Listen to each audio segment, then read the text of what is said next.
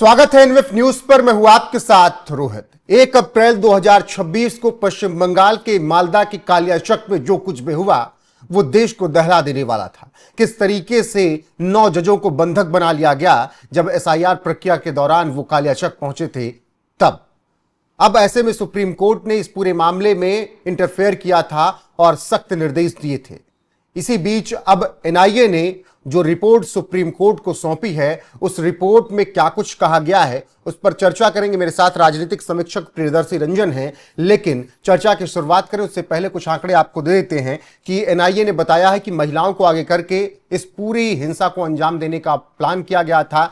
24 आरोपित जो हैं जिनकी पहचान की गई 12 एफआईआर में, उनमें से 5 ऐसे थे जिनके ऊपर आपराधिक रिकॉर्ड रहा है, पहले के आपराधिक मामले रहे हैं और सबसे अहम वो टीएमसी के सदस्य हैं। ये एनआईए की रिपोर्ट की हम बात कर रहे हैं और तमाम खुलासे एनआईए ने किए हैं। एनआईए की रिपोर्ट में और भी बातें कही गई हैं, एक एक करके चर्चा करेंगे प्रियदर्शी जी। लेकिन जिस तरीके से बीजेपी ने शुरुआत से ही कहा कि ये टीएमसी का किया धरा है, टीएमसी ने बवाल कराया, अब एनआईए ने जो रिपोर्ट सुप्रीम कोर्ट को सौंपी है उसमें भी 12 एफआईआर में 24 आरोपितों में 5 ऐसे चेहरे जो टीएमसी के सदस्य कहा जा रहा है कि जिन्होंने इस पूरे उसको उकसाया और बवाल करवाया। बिल्कुल सही बात है। ये ओवरग्राउंड वर्कर्स हैं टीएमसी के जो इस तरीके की हिंसा को अंजाम दे रहे हैं और ये लोकतंत्र के लिए खतरे की बात है। और मैं एक इसमें महत्वपूर्ण बात कहना चाहूंगा, शुरुआत में ही चर्चा की कि टीएमसी को बैन कर देना चाहिए। टीएमसी को क्यों बैन कर देना चाहिए और इसके प्रावधान भी हैं। जिस तरीके से हिंसा कर रही है, उग्र विचारधारा को अपना करके टीएमसी आगे बढ़ रही है, टीएमसी को कोई हक नहीं है कि वो चुनावी राजनीति में रहे। इसके पहले भी भारत के इतिहास में देखा गया है कि जो पार्टियां उग्र विचारधारा को अपना लेती हैं उन पर अनलॉफुल एक्टिविटीज प्रिवेंटिव एक्ट के तहत कार्रवाई करके उनको चुनाव से रोक दिया जाता है, उनको उग्रवादी संगठन घोषित कर दिया जाता है। ऐसा ही कुछ टीएमसी का आज के हाल में है। जो आधार है कि भारत की एकता और संप्रभुता को जो पार्टियां खतरा बन जाए उनको चुनाव लड़ने का अधिकार नहीं है। आज की तारीख में टीएमसी वही कर रही है। उनके जो कार्यकर्ता जो इस तरीके की हिंसा में संलिप्त बताए जा रहे हैं, कहीं ना कहीं टीएमसी उग्र विचारधारा की पार्टी बन गई है। जिस तरीके से कभी national socialist council of Nagaland हुआ करती थी नागालैंड में, या फिर जेकेएलएफ जैसी पार्टियां जम्मू कश्मीर में हुआ करती हैं, वो जो हिंसा में विश्वास करती हैं, किसी तरीके से हिंसा के बदौलत सत्ता को हासिल करना चाहती हैं। टीएमसी की भी कमोवेश वही धारा है। और ये मैं नहीं कह रहा हूं, सुप्रीम कोर्ट ने भी कहा है। सुप्रीम कोर्ट ने जिस तरीके से मालदा कांड हुआ उसके बाद उन्होंने कहा कि ये क्रिमिनल कंटेम्प्ट है, तो निश्चित तौर पर सुप्रीम कोर्ट को भी इस पर विचार करना चाहिए कि अगर किसी पार्टी की संलिप्तता है इसके पीछे तो उस पर कार्रवाई क्या होनी चाहिए। इलेक्शन कमीशन ऑफ इंडिया को भी इस पर विचार करना चाहिए, क्योंकि उसके पास भी अधिकार है कि वो ऐसी पार्टियों को पंजीकरण से रद्द कर सकती है। लेकिन प्रियदर्शी जी, एक पैटर्न यहां पर भी निकल कर सामने आया। इससे पहले भी आपने देश के तमाम जगह हिंसा में, बवाल में वो पैटर्न देखा होगा कि महिलाओं को आगे करके रखना है, पुरुष उनके पीछे खड़े रहेंगे। ये पैटर्न क्या बहुत विशेष रूप से तैयार किया जा रहा है? शाहीन बाग, मौजपुर, दिल्ली हिंसा से लेकर तमाम जगहों पर ऐसी हिंसा। अभी खामने ही मरा तब भी बच्चियों को, इतने छोटी छोटी बच्चियों को आगे कर दिया गया प्रदर्शन करने के लिए। तो ये पैटर्न कैसे बन रहा है कि महिलाओं को आगे करो, और क्यों बन रहा है? देखिए, ये अलतकैया एक शब्द है जिसका इस्लाम में खूब प्रयोग होता है। अलतकैया कुछ उसी तरीके का मामला है, यानी कमजोर लोगों को, मासूम लोगों को आगे करो और इस तरीके की हिंसा को अंजाम दो। जो शाहीन बाग की आप बात कर रहे हैं, जो अन्य जगहों का आप उदाहरण दे रहे हैं, उसी तरीके से माले में ये यहाँ पर पश्चिम बंगाल में किया जा रहा है। पश्चिम बंगाल में जो घटनाएं हैं उसको आप देखेंगे तो एक लगेगा कि पूरी तरीके से, सुप्रीम कोर्ट ने भी कहा कि सुनियोजित है। अभी जो रिपोर्ट जो आ रही है एनआईए के, उसमें भी ये कही जा रही है कि हिंसा कहीं ना कहीं प्रायोजित की गई थी। यह स्वतः स्फूर्त नहीं है। आपने कहा कि रिक्शा पर इसका प्रचार किया गया, रिक्शे से इसका प्रचार किया गया, भीड़ को बुलाया गया, भीड़ को उकसाया गया। अगर इस तरीके की घटनाएं हो रही हैं तो कहीं ना कहीं पुराने पैटर्न को ये फॉलो करता हुआ है। और जिस तरीके की कार्रवाई उन लोगों पर हुई है उसी तरीके की कार्रवाई इन लोगों पर भी होनी चाहिए। और सबसे बड़ी बात मैं पहले भी कह रहा था, फिर दोहरा रहा हूं कि अगर इसमें किसी भी राजनीतिक पार्टी का हाथ है तो उसको खत्म कर, उसकी सदस्यता, उस दल को खत्म कर दिया जाना चाहिए। देश में एक बार और इस तरीके का उदाहरण मिल रहा है। जब हाईकोर्ट के जजों को धमकाया गया था, गेस्ट हाउस कांड हुआ था उत्तर प्रदेश में, तब गेस्ट हाउस कांड के बाद जो जजेज कार्रवाई कर रहे थे उनके यहां घुस गए थे समाजवादी पार्टी के लोग। उसके बाद उस पार्टी को बर्खास्त कर दिया गया, उस पार्टी की सरकार को बर्खास्त कर दिया गया था। तो क्या ममता बनर्जी की सरकार को ऐसे मामलों में बर्खास्त नहीं किया जाना चाहिए?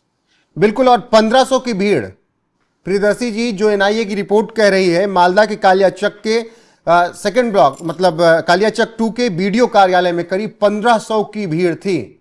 ये पूरी तरीके से सुनियोजित था, एनआईए की रिपोर्ट कह रही है, क्योंकि 1500 लोग अचानक तो यूं पहुंच नहीं जाएंगे। कुछ लालच दिया गया होगा उनको, या कुछ कसम दी गई होगी, आपको भी लगता है?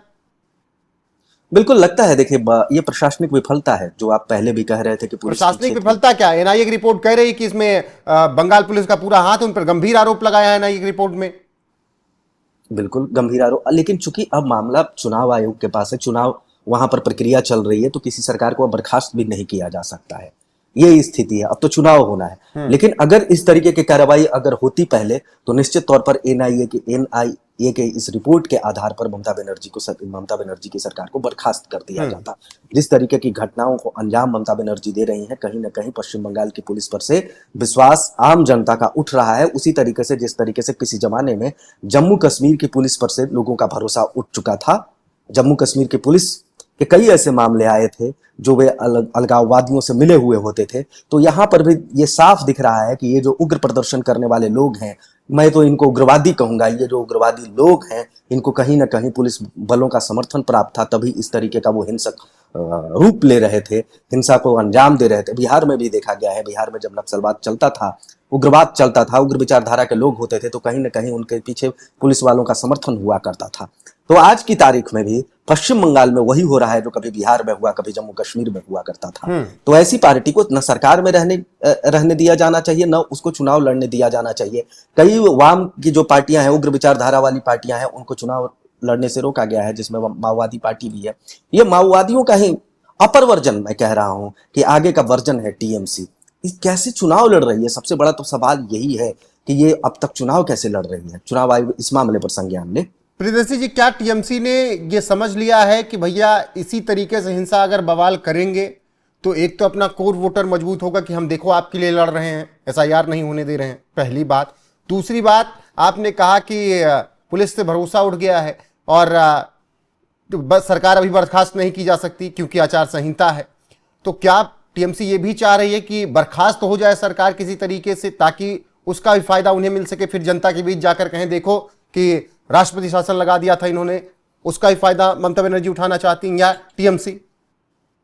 बिल्कुल उठाना चाहेंगी। सहानुभूति की लहर पर सवार होकर के ममता बनर्जी सत्ता में वापसी चाहेंगे, क्योंकि ममता बनर्जी को लग रहा है कि पश्चिम बंगाल में उनकी राजनीतिक जड़ें इतनी कमजोर हो गई हैं कि चौथी बार उनको मुख्यमंत्री बनना लगभग नामुमकिन सा हो गया है, जिस तरीके से हालात हैं वहां पर। और ये जो मामला है ना, ममता बनर्जी अगर किसी पार्टी के खिलाफ इस तरीके की मोर्चेबंदी करती, भारतीय जनता पार्टी के खिलाफ, कांग्रेस के खिलाफ या वाम दलों के खिलाफ, तब तो वे सहानुभूति की लहर पर सवार हो सकती थी। लेकिन ममता बनर्जी का यह दाव उल्टा पड़ता हुआ पश्चिम बंगाल की राजनीति में नजर आ रहा है, क्योंकि वे सीधे चुनाव आयोग से टकरा रही हैं, कभी जुडिशियरी से टकरा रही हैं, कभी केंद्र सरकार से टकरा रही हैं, कभी राष्ट्रपति से टकरा रही हैं। तो कहीं ना कहीं ये संवैधानिक व्यवस्थाओं से जो टकरा रही हैं, ये कभी भी पश्चिम बंगाल की जनता कबूल नहीं करेगी कि लोकतांत्रिक मूल्यों का हनन करके वो सहानुभूति की लहर पर सवार हो जाए। ममता बनर्जी का ये दाव पूरी तरीके से उल्टा पड़ेगा। पिछली बार भी उल्टा पड़ा था, पिछली बार भी ममता बनर्जी चुनाव हार गई थी, और इस बार तो वे पूरी तरीके से, उनकी पार्टी जिस तरीके से कमजोर हुई है, एकमात्र रास्ता ममता बनर्जी के पास बचा हुआ है कि किसी तरीके से सहानुभूति बटोरा जाए।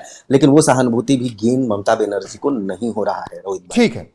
फिलहाल मालदा हिंसा में एनआईए ने अपनी रिपोर्ट सुप्रीम कोर्ट को सौंपी। ये रिपोर्ट देखकर निश्चित तौर पर सुप्रीम कोर्ट भी चौंक गया होगा। जिस तरीके से प्रचार किया गया, ई रिक्शा पर प्रचार किया गया, स्थानीय नेटवर्क से इस पूरी बात को फैलाया गया कि इकट्ठा होना है मालदा के कालियाचक के सेकेंड वीडियो में और वहां पर बवाल करना है, न्यायिक अधिकारियों को हिरासत में बंधक बना लिया गया, कैद कर लिया गया। और जिन चेहरों की पहचान की गई, एनआईए रिपोर्ट ने बताया कि उनमें से 5 चेहरे ऐसे हैं जो टीएमसी के सदस्य हैं। इसके अलावा 1500 की भीड़, महिलाओं को आगे करके हिंसा बवाल करवाने की प्लानिंग और पश्चिम बंगाल पुलिस पर गंभीर आरोप, ये बताते हैं कि पश्चिम बंगाल की स्थिति क्या बना दी गई है। फिलहाल आगे कुछ अपडेट आएगी तो आप तक जरूर पहुंचाएंगे। अभी के लिए बस इतना ही, बने रहिए हमारे साथ लगातार। प्रियदर्शी जी, आपका बहुत शुक्रिया जुड़ने के लिए।